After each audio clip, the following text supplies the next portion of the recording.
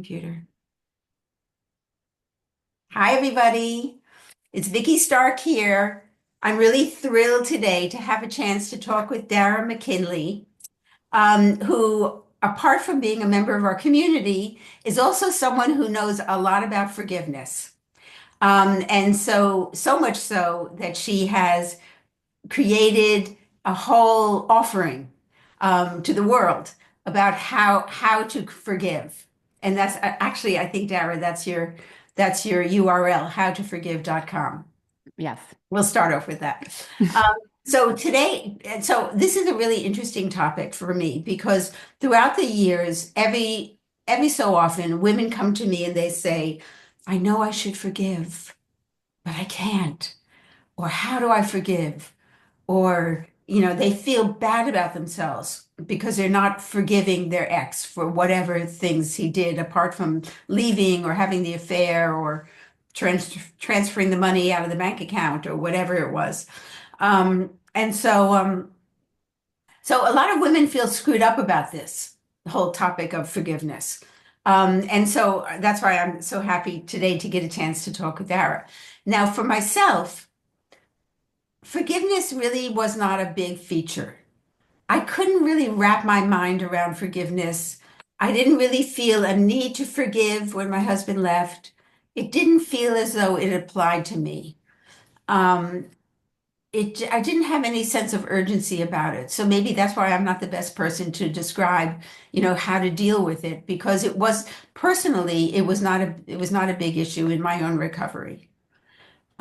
So before we get started, I'm just going to read a quote, and then I'll let Dara take the floor and tell us her thoughts about forgiveness. And I'm going to cough from time to time because I have a cold. So everybody don't pay attention.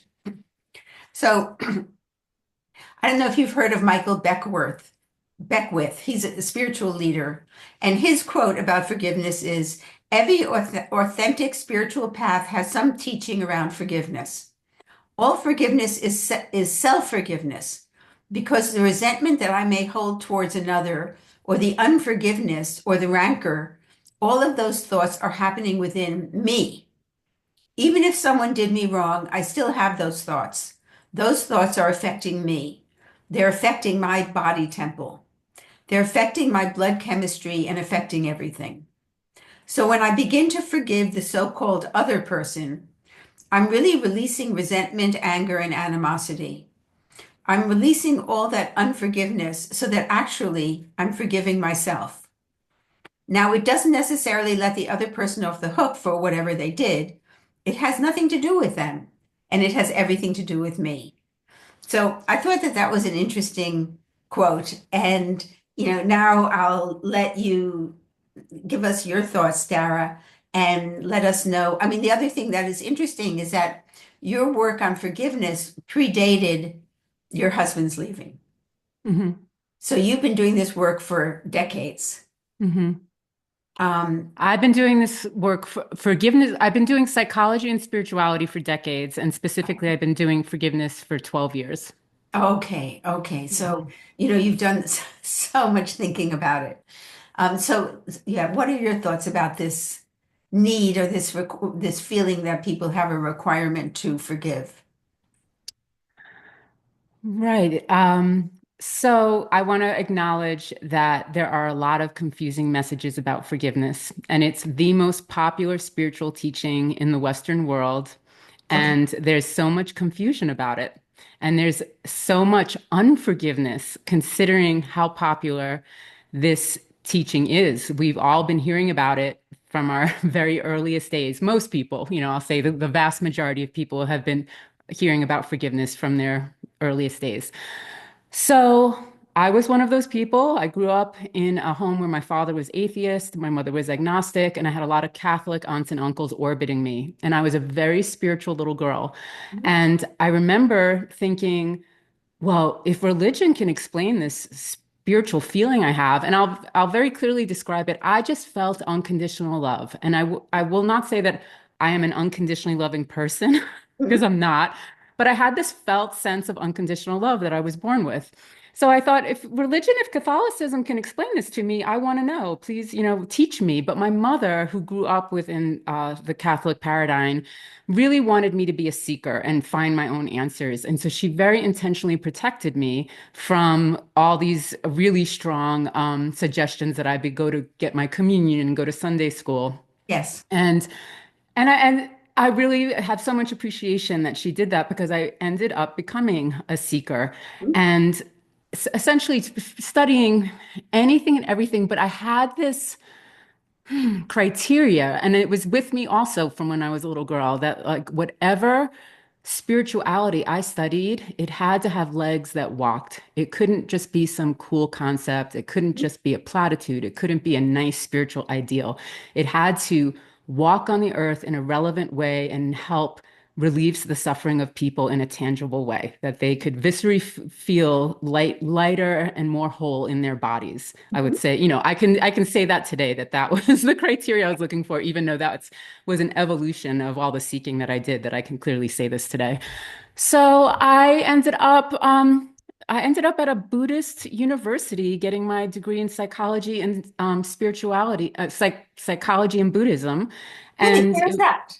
in Boulder, Is it? Colorado, and it's called Okay. Naropa University. Oh, yeah, I've heard. And, I grew up in the North Bronx. So being a very spiritual little kid in the North Bronx wasn't affirmed or reflected back to me in any way. It was kind of Yes. just this like, I almost thought I was an oddity until I landed at Naropa and all of a sudden found Yes. myself amongst a bunch of seekers who were asking deeper questions. And it was a lovely education, and I was very happy I did it. And I went on to Freedom. become, Yeah. thank you. I went on to become a therapist, but I'm a voracious learner, so I'm just always wanting to move on to the next thing. So anytime forgiveness crossed my path, which it did often, I loved it in theory.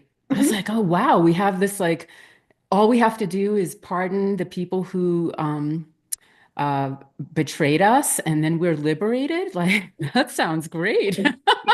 But whenever went to apply it in practice, I could never make it add up. So Mhm. I kind of tossed it aside as a spiritual ideal. In the early 2000s, here's my forgiveness story. In the early 2000s, I entered into a business relationship with people who I would ultimately be incompatible with. Mhm. And the business took off. So we just kind of endured each other for as long as we could. It lasted about 5 years. And then eventually everything fell apart. And I was pushed out of the business. And the business had been my idea. It was something that brought me a lot of joy. So it was a big loss. I was also very happy to be done with those relationships, Yeah. but I was definitely grieving how everything went down, because there was definitely a strong narrative of deceit involved in the end. So I was a therapist at the time who had studied psychology and spirituality for 2 decades at this moment in my life, and I thought, okay, I can get through this. I'm going to process my emotions. I'm going to focus on gratitude. I'm going to lean on my significant relationships. I'm going to recreate my life.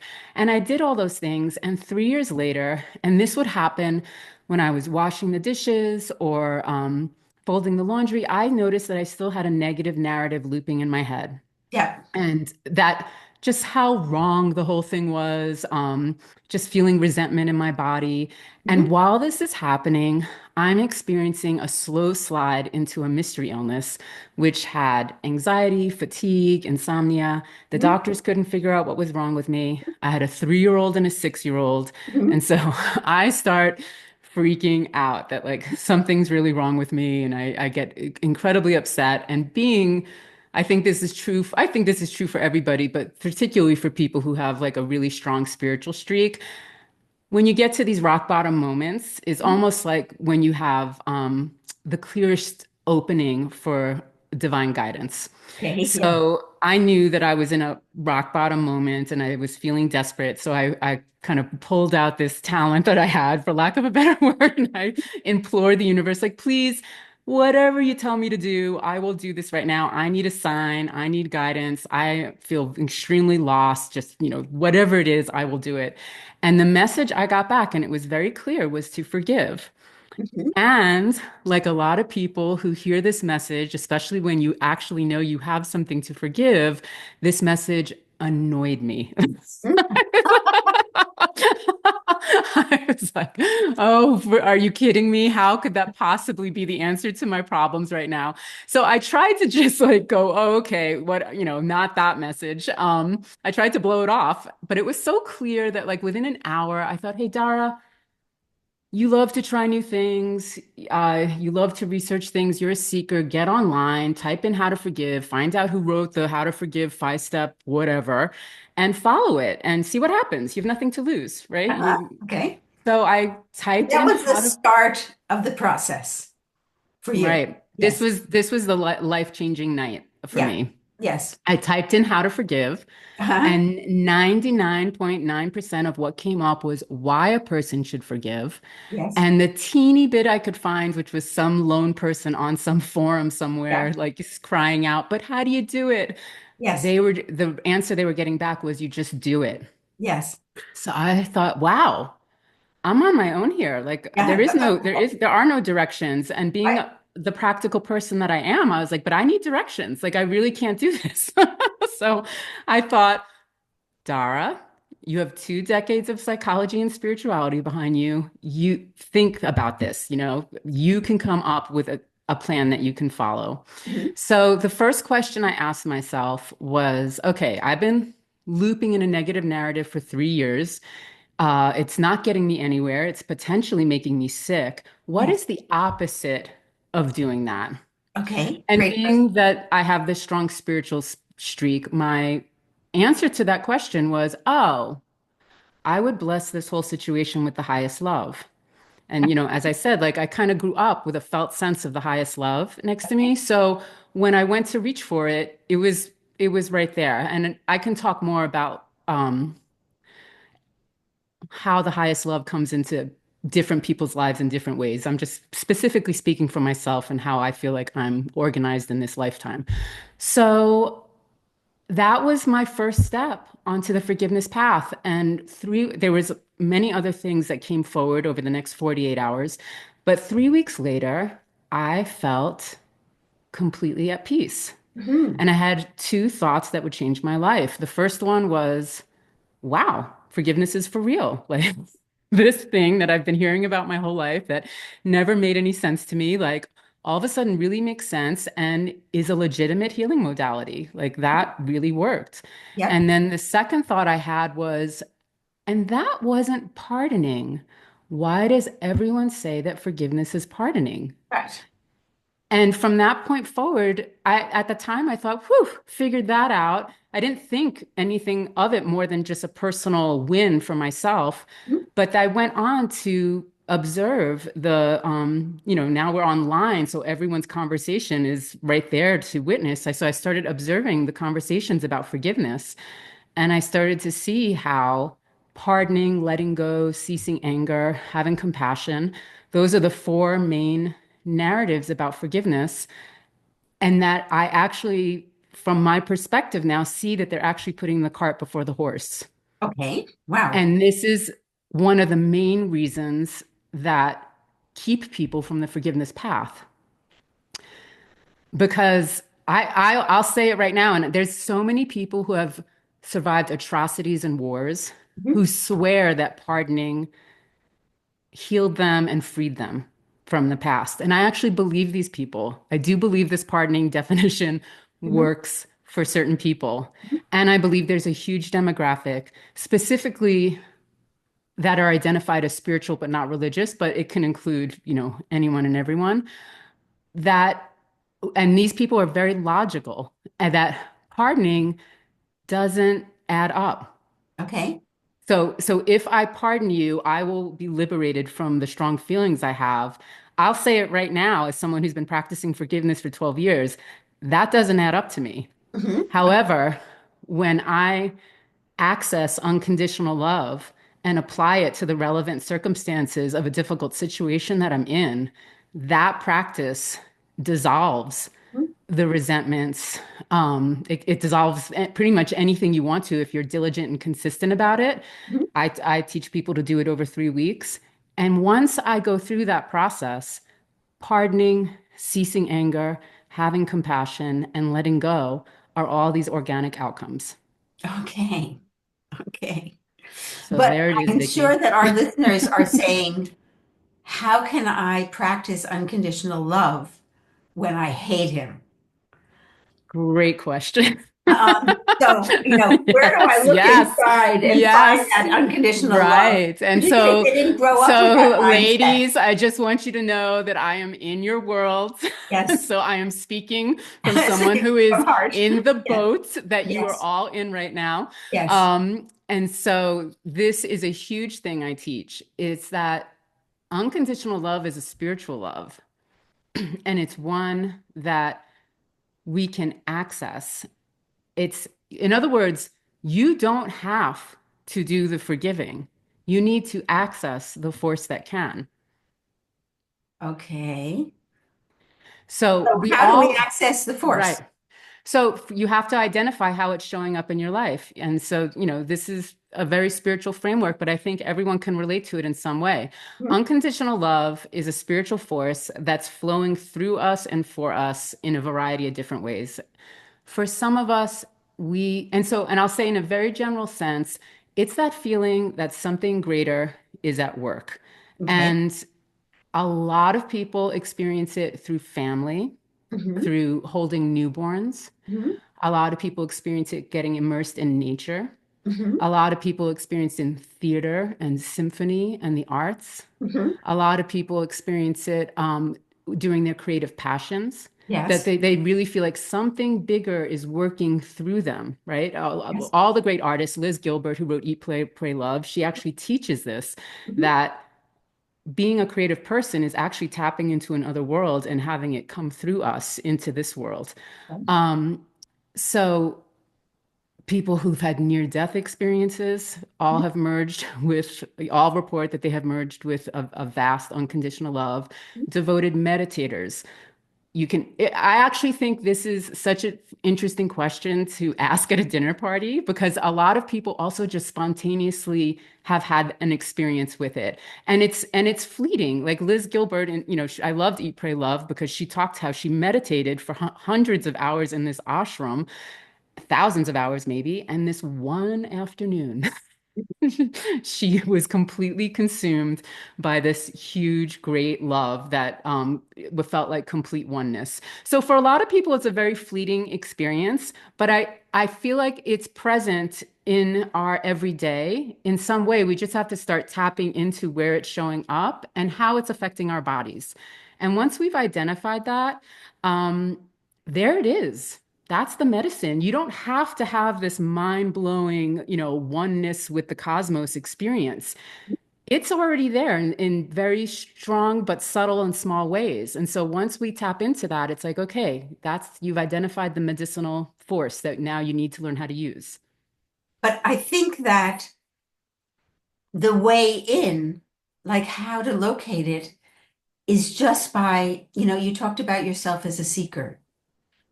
So for a lot of people, this is a completely unique concept. The idea of unconditional love. I mean, they can have unconditional love for their children or their Cocker Spaniel, but to have unconditional love, particularly for the person who purposefully hurt you, is it's a stretch. But I think what you're talking about is not necessarily have unconditional love for him. You're talking about to have unconditional love in your life.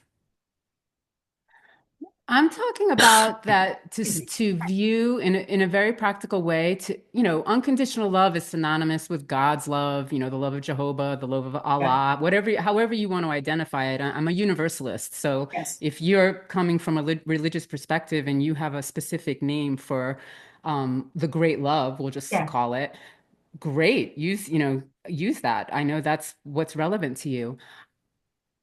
I'm talking that to see this love as something that's separate from you, that you have access to. Okay. So you don't have to do the forgiving. You Yes. have to access the thing that can. Okay. So just the process of looking for it makes it become visible to you. I mean, so many people go through their lives and we're in our heads and they're thinking and thinking, and they're, it's sort of like the idea of of I'm a person who's really connected to nature. So you go into the woods and we do this thing. It comes from a Japanese tradition called Shinrin Yuki or Yuki, and it means forest bathing. And so rather than walking through the path and then enjoying it and looking around and loving it, you stop and you look at the woods and you take in all of the energy and you just look. You don't have your eyes closed. You listen and you look and you stop there for 10 or 15 minutes and you connect.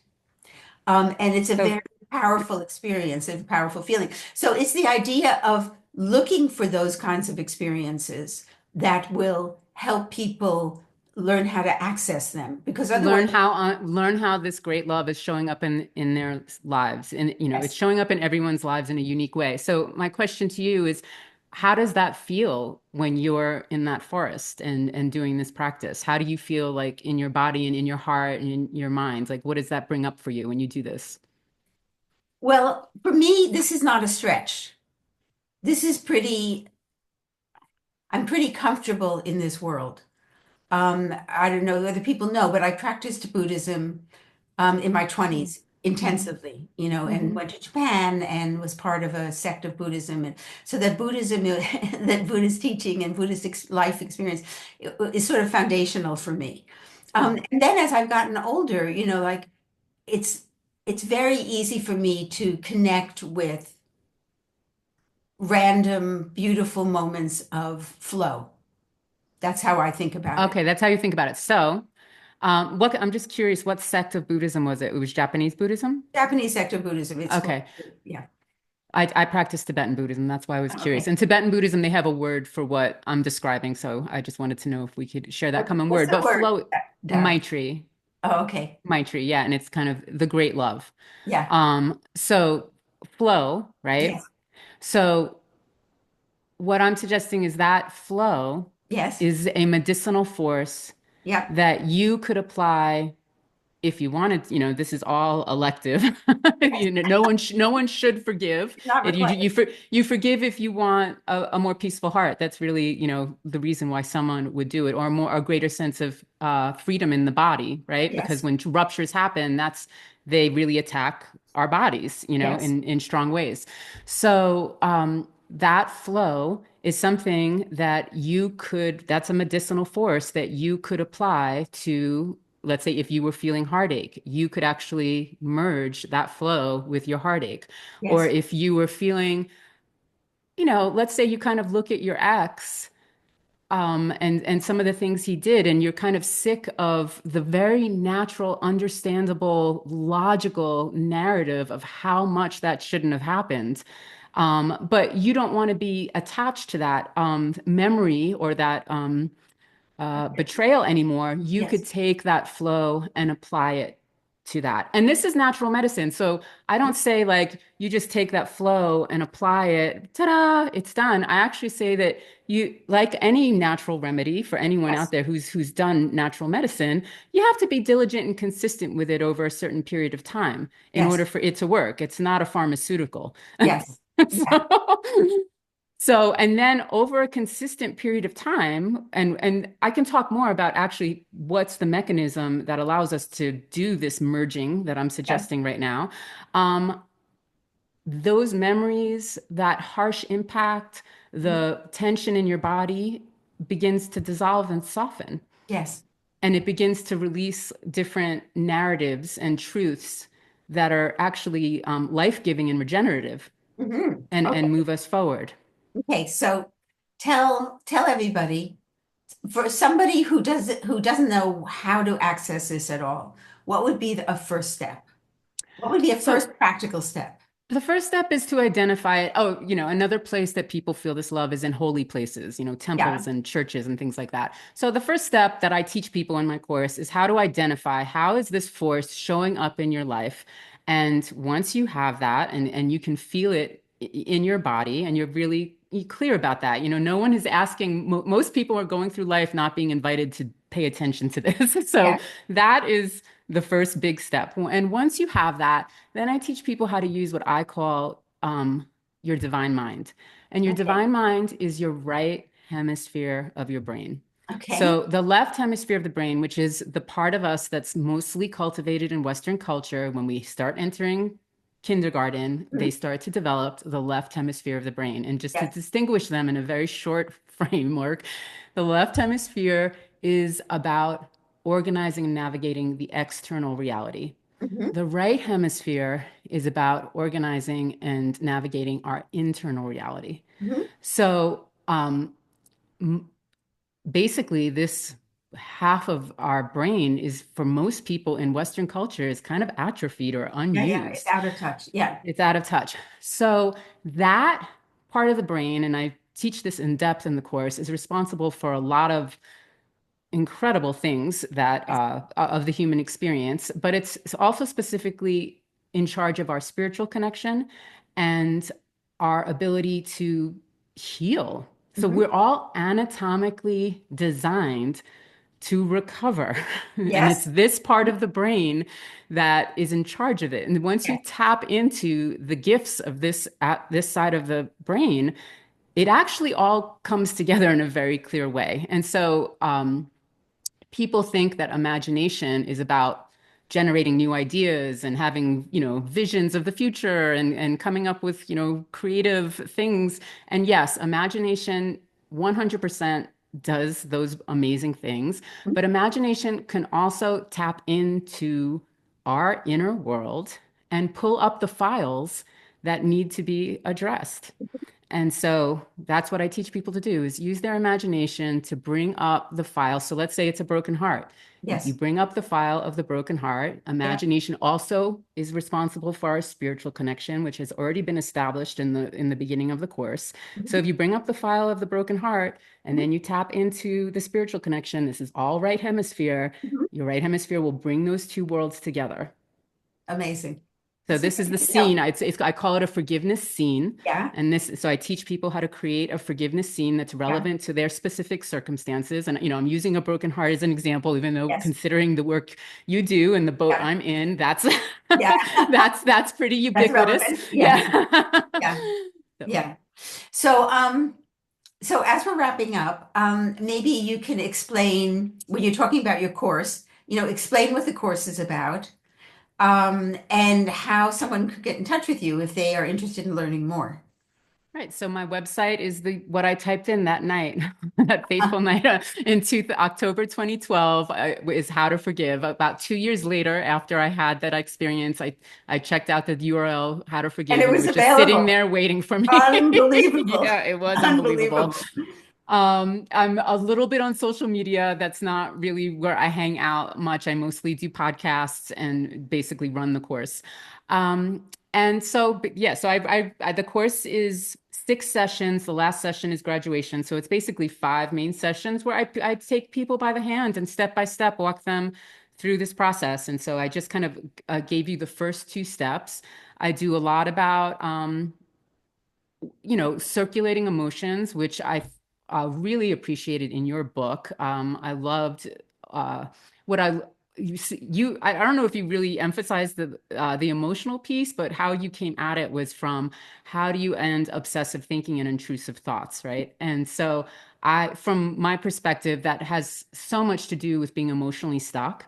And so unconditional love will infuse whatever you choose to infuse it with. But when you're emotionally stuck, it definitely isn't going to go as deep. So if Yeah. you get those emotions circulating and moving, with a lot of compassion and kindness, and that's, essentially the essence of the tools that I teach, you'll have a deeper experience of unconditional love. And then the next 2 sessions, I basically teach people how to specifically identify the unique facets of their forgiveness saga, right? The bank account, everyone has these like very strong, specific things when a rupture happens. That they need to address. And so, how to include those things that you're like, I cannot believe this happened. Right?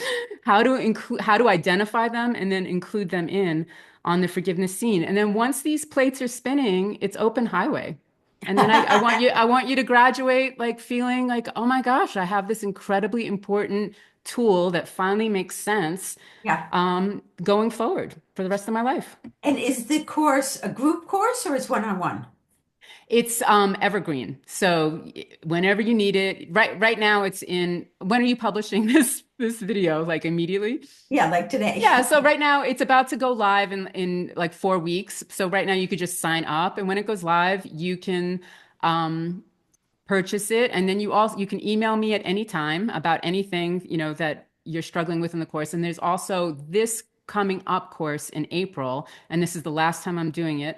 You can tell that I'm very into like circulating the energy of the body. I think that's an incredibly important thing for most people to do. I think that's what you do when you Yes. go on these nature walks, and I think Yeah. it's so lovely. Um, I just so want I to teach, clarify yeah. that's April 2025. April Yeah, 2025, yeah. yes. We're posting. That Yeah. I do these 4 live sessions where I teach people how to work with their energy and circulate it. Yes. And most people feel incredibly restored at the end of them. I'll bet. I'll bet it has so much to offer. So Thank you. thank you so much, Dara. Thank you so much for coming on and for sharing with us your own past experience. And really, it's a different avenue. What you're It's a different talking avenue, but about. it really ties into the Michael Beckwith, what you said, Yes, that what the thing that you read in the beginning that yeah, absolutely matched with what I'm doing. I would just say that I'm I'm not defining forgiveness as pardoning because I think that's tripping people up. I'm defining yes. it as healing. And that's the only distinct, otherwise, I'm completely on board with what you read in the Okay, beginning. great. So thank you for having me. Yeah, it's a pleasure. Thanks.